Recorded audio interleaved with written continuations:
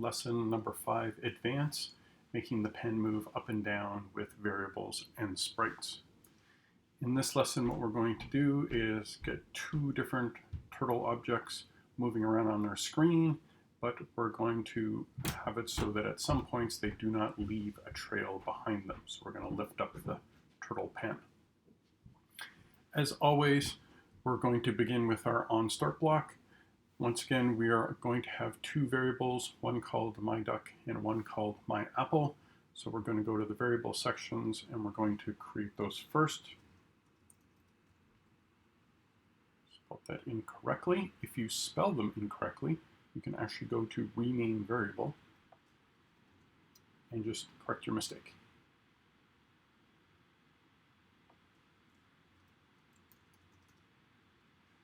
I still had it wrong.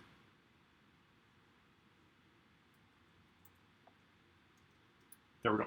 So we have two variables. Inside each of these variables, we are going to assign a turtle object and put the sprites in for each of them.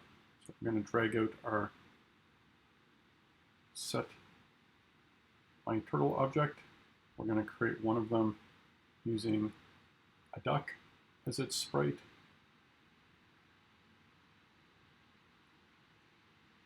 And place it in. And the other one, we're going to use the variable myApple, and we're going to use the apple sprite for it.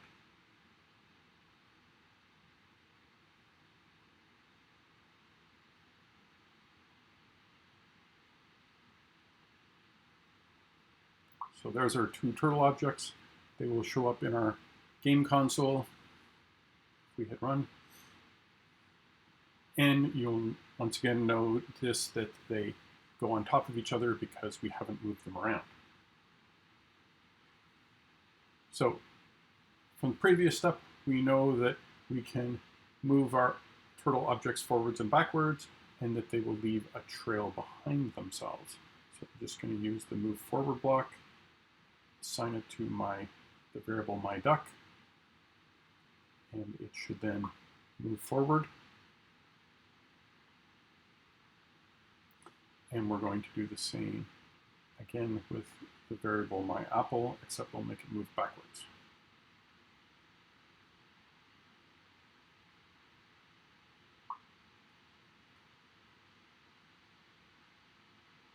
There we go. Now, sometimes we might want the objects to move around on our screen and not leave a trail behind. So to do that, we have a new block called myTurtlePenUp. And we're going to be using it.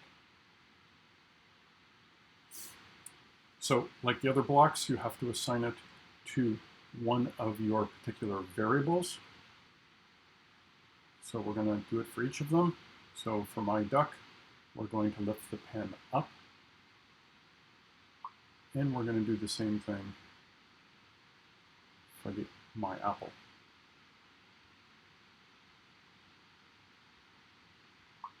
There we go. So the objects will show up, they will move forwards and backwards, and then they will lift their pen up. So lifting the pen up by itself doesn't really do much because we can't see that the pen is up until we move them again. So don't forget to move your objects again after you have lifted the pen up. So we're just going to duplicate them.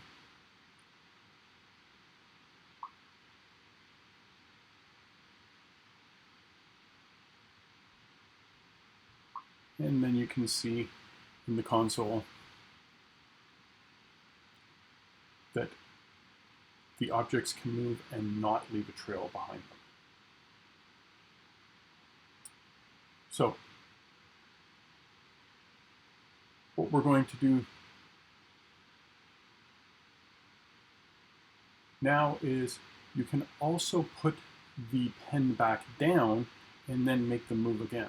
So just like you can lift it up, there's a little option, and you can either use down or erase. Erase is slightly interesting and different because if you go back over a trail that you already have and you have erase on, it will erase that trail.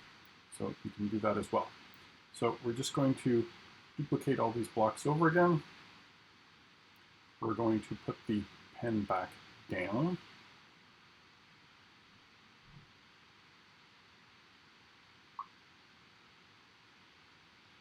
And then we will make them move slightly so that we can see that the pen actually was down and the object will leave a trail again behind itself.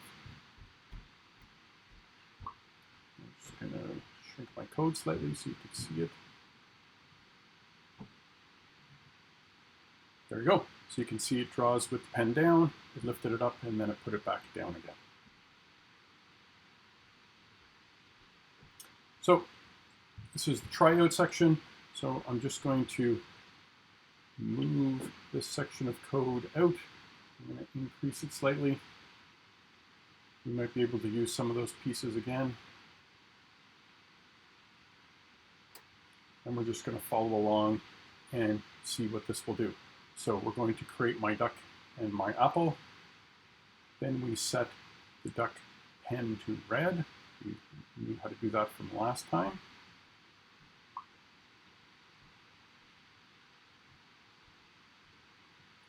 And the apple is going to be set to pen color blue.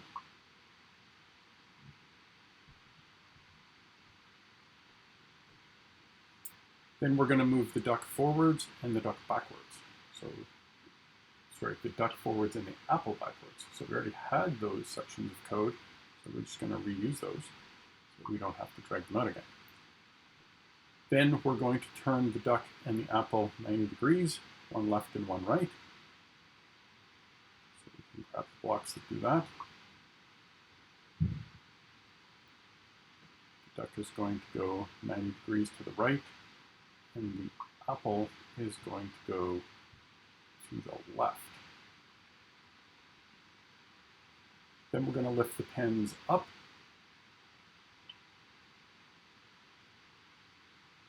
We have those blocks, so we're going to reuse those. Then we're going to move 50 steps forwards and backwards this time. So we can use those blocks over again.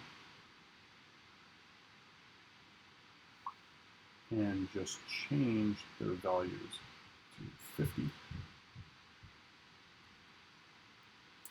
Then we're going to turn left and right again. So we already had those blocks here, so we're going to duplicate those. The duck this time is going to turn left, and the apple this time is going to turn right. Then we're going to change our pen colors yet again. So we had those up here.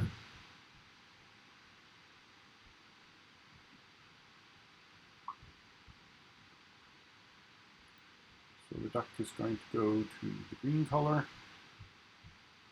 and our apple